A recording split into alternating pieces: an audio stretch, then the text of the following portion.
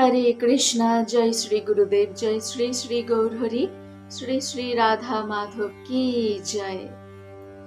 আজ আমরা জানব অম্বুবাচী সম্পর্কে।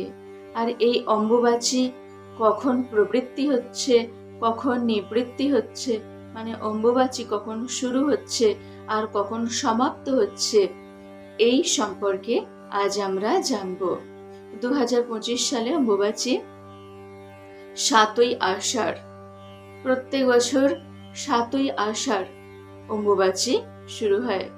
7ই আষাঢ় 22শে জুন রবিবার অম্বুবাচী প্রবৃত্তি হচ্ছে কোন সময়? এই 7ই আষাঢ় 22শে জুন রবিবার দুপুরবেলা 2:58 পর থেকে অম্বুবাচী শুরু হয়ে যাচ্ছে। 2:58 গতে 2:58 হয়ে গেলেই অম্বুবাচী শুরু হয়ে যাচ্ছে, মানে 2:59 থেকে অম্বুবাচী চলছে। তো তারপর নিবৃত্তি কখন হবে? অম্বুবাচী 3 দিন থাকে। নিবৃত্তি হচ্ছে 25শে জুন। 25শে জুন 10ই আষাঢ় বুধবার নিবৃত্তি হচ্ছে অম্বুবাচী। কখন? রাত্রি 3:21 গতে।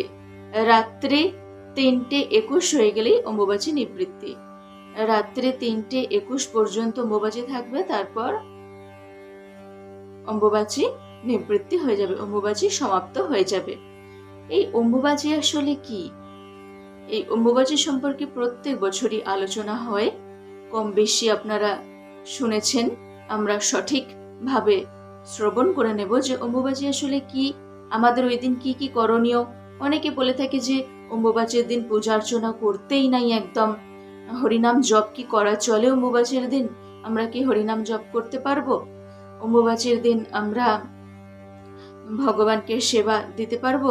তুলসী দেবীকে কি জল প্রদান করা যাবে অম্বুবাচীর দিন? হাজার রকমের প্রশ্ন মনের মধ্যে থাকে। দেখুন, আমরা যে যেমনই হই না কেন, আমাদের সৃষ্টি কিন্তু হয়েছে প্রকৃতির কাছ থেকে। আমাদের মাতা জরা প্রকৃতি। গীতায় ভগবান শ্রীকৃষ্ণ বলছেন কি? সর্বয়োনিষু কৌন্তেয় মূর্তয় সম্ভবন্তি ইয়াহা, সর্বয়োনিষু কৌন্তেয় মূর্তয় সম্ভবন্তি ইয়াহা তাসাং ব্রহ্ম মহতয়োনিরহং বীজপ্রদ পিতা। অর্থাৎ দেব মনুষ্যাদি সকল জনিতে যে সকল দেহ উৎপন্ন হয়, সকলের বীজ প্রদানকারী পিতা তো আমি, আর মাতা হচ্ছেন জরা প্রকৃতি। সেই সবাই, দেবতা থেকে শুরু করে একেবারে ক্ষুদ্র জীব পর্যন্ত, সকলের পিতা ভগবান শ্রীকৃষ্ণ, আর মাতা হচ্ছেন জরা প্রকৃতি। তো এই ধরিত্রী দেবীর ওপরে আমরা আবির্ভূত হচ্ছি, আমাদের জন্ম হচ্ছে, আমাদের সৃষ্টি হচ্ছে, আবার লয় হয়ে যাচ্ছে ধরিত্রী দেবীর ওপরে। আমরা সপ্ত মাতার নাম পাই। এই সপ্ত মাতার মধ্যে ধরিত্রী দেবী একজন মাতা। ধরিত্রী দেবী আমাদের মাতা। তো প্রত্যেক দিন ধরিত্রী দেবীকে প্রণাম করতে হয়। শয্যা ত্যাগ করে মাটিতে পাদস্পর্শ করার আগে ধরিত্রী দেবীকে প্রণাম করতে হয়, ক্ষমা প্রার্থনা করতে হয়। দেখুন, মা আমাদের সমস্ত দোষ কি করেন? ক্ষমা করে দেন। ধরিত্রী দেবীও আমরা যতই যাই করি না কেন তিনি ক্ষমা করে দিচ্ছেন। আমরা প্রত্যেক দিন কত কিছু করে চলেছি ধরিত্রী দেবীর ওপরে। কেউ ভালো কাজ করছে, কেউ মন্দ কাজ করছে, সমস্ত কিছু অন্যায় ব্যভিচার সব কিছু ধরিত্রী দেবীর ওপরে হচ্ছে। আবার এই ধরিত্রী দেবীর ওপরেই সাধক সাধিকারা ভজন সাধনও করে চলেছেন, মানে সমস্ত কিছুই সহ্য করতে হয়। মা যেমন সন্তানদের সমস্ত কিছু সহ্য করে নেন, ধরিত্রী মাও আমাদের সমস্ত কিছু সহ্য করে নেন। তাই ধরিত্রী দেবী আমাদের মাতা।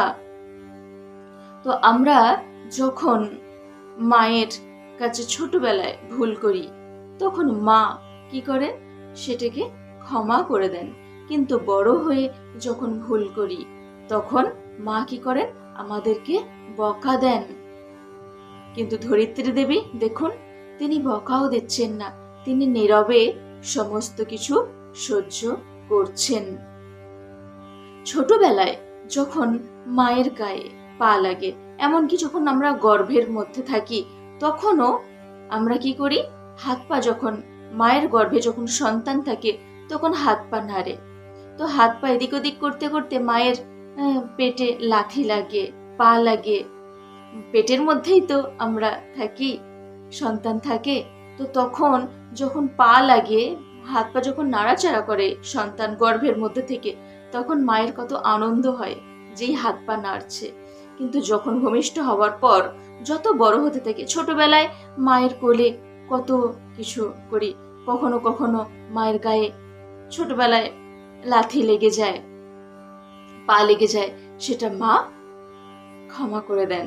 কিন্তু তারপর শিক্ষা দিতে থাকেন যে পা লাগলে, যদি পা লেগে যায়, অবশ্যই বড়দের প্রণাম করতে হয়।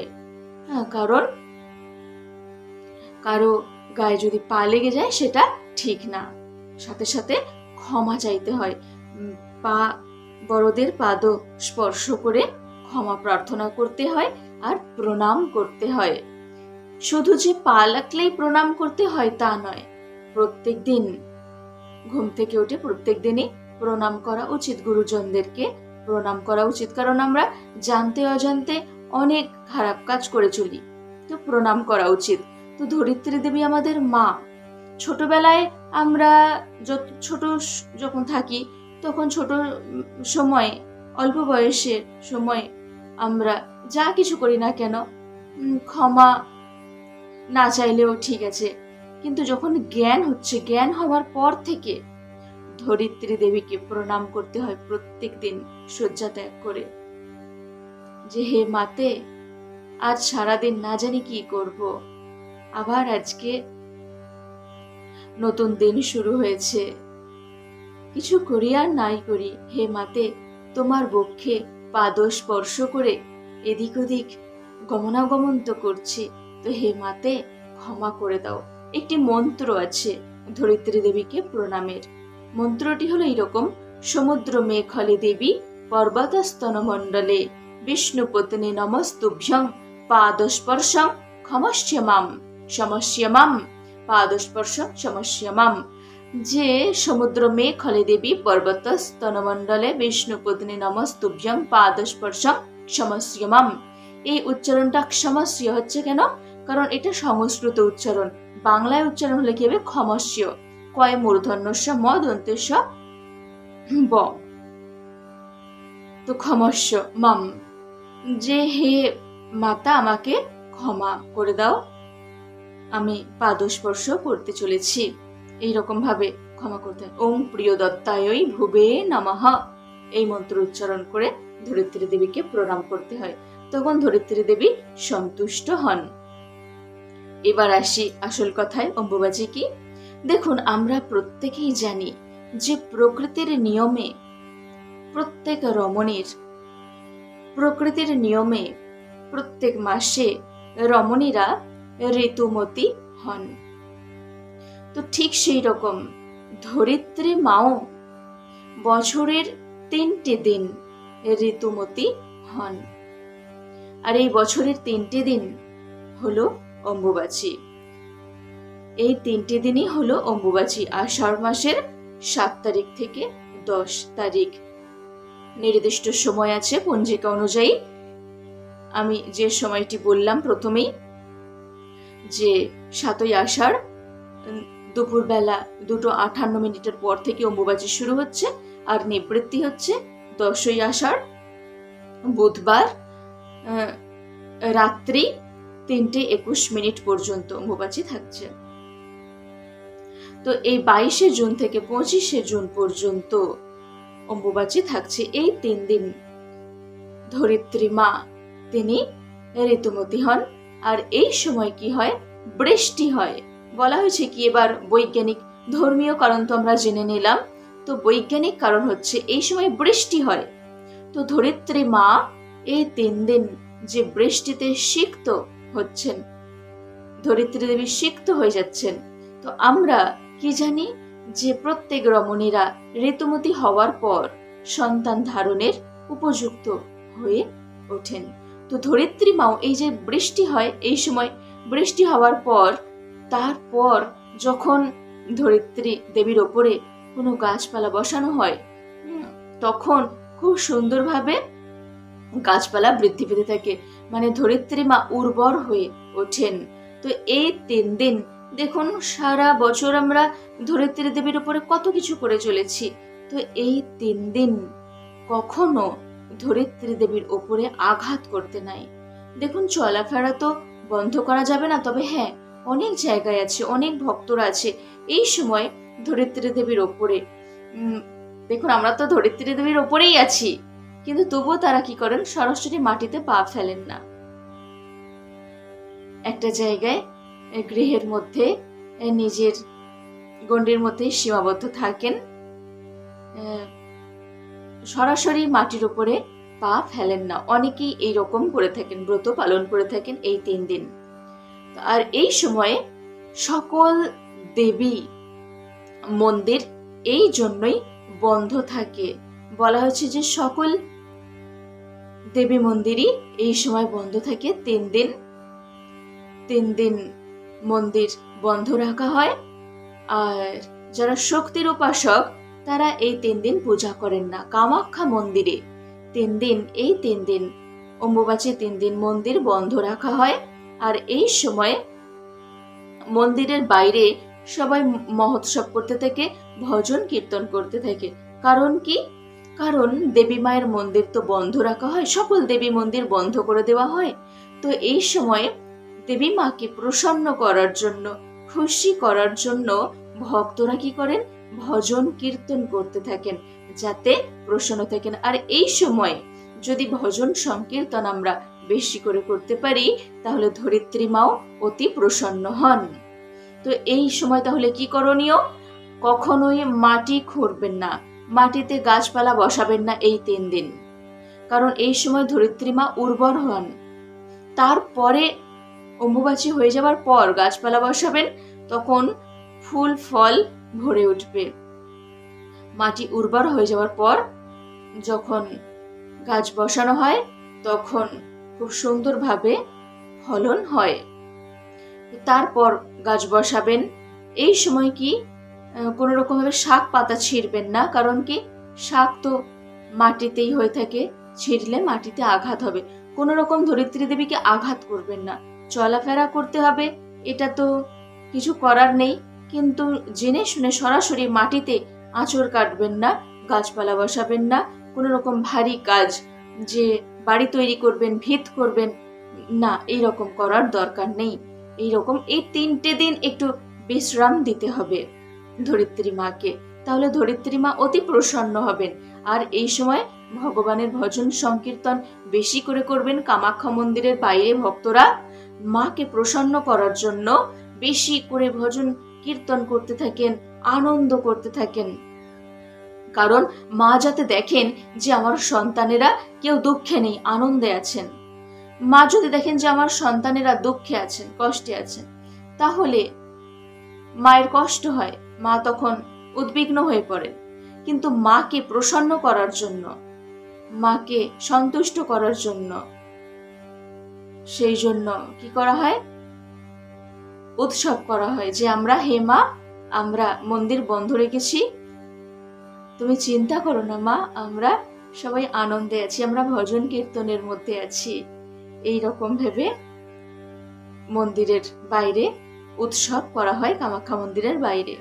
আর যারা শক্তির উপাসক তারা সকল মন্দিরে, কালী মন্দিরে, দুর্গা মন্দিরে কি করেন, মূর্তি কাপড় দিয়ে ঢেকে রাখেন। কিন্তু যারা বৈষ্ণব ভক্ত, যারা ভগবান শ্রীহরির ভক্ত, ভগবান শ্রীকৃষ্ণের ভক্ত, তাদের পূজায় কোনো রকম বাধা নেই, কোনো রকম বাধা নাই। তুলসী দেবীকে অবশ্যই জল প্রদান করবেন, তুলসী দেবীকে অবশ্যই জল প্রদান করবেন। তবে হ্যাঁ, তুলসী বৃক্ষ এই সময় রোপণ করবেন না মাটিতে, 3 দিন পর রোপণ করবেন। এই 3 দিন রোপণ করার দরকার নেই। তুলসী দেবীকে জল প্রদান করবেন, পূজা করবেন, পুষ্প দেবেন, আরতি করবেন, সব কিছু করবেন। আর এই সময় হরিনাম জপ অবশ্যই বেশি করে করা উচিত। ওই যে বললাম, ধরিত্রী মা তিনি দেখছেন, তিনি যে কে কে খুব বেশি করে ভজন কীর্তন করছেন ধরিত্রী মাকে প্রসন্ন করার জন্য। তো বেশি করে হরিনাম সংকীর্তন করবেন। কোনো রকম অন্যায় অবিচার কোনোদিনই করা উচিত না। এই 3 দিন তো একদম করা উচিত না, ধরিত্রী মা অতি কষ্ট পাবেন। তাহলে আমরা বেশি করে ভজন সংকীর্তনের মধ্যেই দেখুন, সর্বরোগের একটাই ঔষধ কলিযুগে, হরিনাম সংকীর্তন, মহা ঔষধ কলিযুগের। হরিনাম সংকীর্তনের মাধ্যমে সমস্ত রোগ ব্যাধি দূর হয়, সমস্ত দুঃখ দূর হয়, সমস্ত জ্বালা যন্ত্রণা, সমস্ত কষ্ট দূর হয় হরিনাম সংকীর্তনের মাধ্যমে। তাই বেশি করে হরিনাম সংকীর্তন করবেন, আর কোন রকম ভাবে ধরিত্রী দেবীকে আঘাত করবেন না। হরিনাম সংকীর্তন করবেন, যেমন পূজা করছেন, যেমন সেবা করছেন, সেই রকম ভাবে ভগবানের সেবা, ভগবান শ্রীকৃষ্ণের সেবা, শ্রী শ্রী রাধা মাধবের সেবা, রাধা গোবিন্দের সেবা প্রত্যেকদিন যেমন করছেন বেশি করে করবেন। আরো বেশি করে হরিনাম জপ করবেন, আর নিয়ম নিষ্ঠা অনুযায়ী যেমন সেবা করছেন তেমন প্রত্যেকদিন সেবা করবেন। বেশি করে হরিনাম জপ কীর্তন করতে থাকবেন। সবাই বলুন, হরে কৃষ্ণ কৃষ্ণ কৃষ্ণ হরে হরে, হরে রাম রাম রাম হরে হরে।